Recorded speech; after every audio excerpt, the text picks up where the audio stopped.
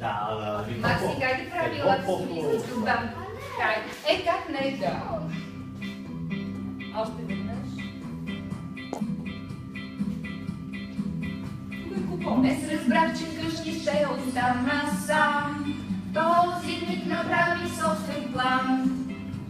И поканят нас по своя телефон. Стотина души на празничен купон. Всички облади, облада на купонела. Чуден купон е у нас. Облади, облада на купонела. Чуден купон е у нас.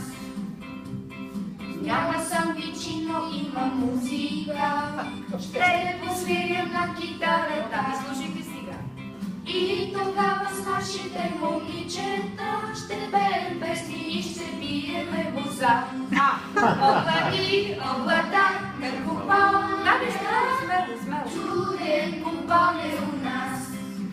Облади, облада на купонела. Чуден купон е у нас. С много страх цялата тарифа влетя.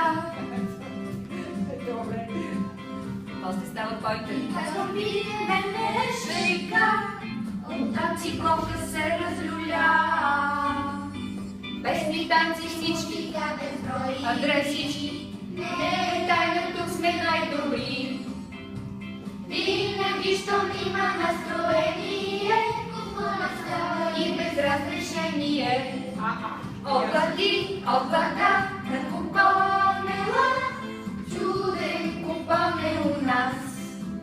Облади, облада на купонела. Чуден купон е у нас.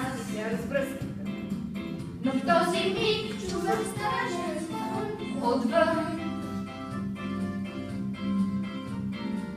Поглеждам и мисля, че е сън. Но ето, че съседа дойде. Чичо Марио от втория етаж.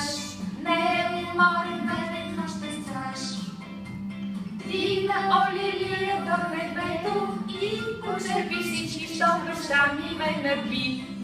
Облади всички, е каква беля. Страшен скандал е у нас.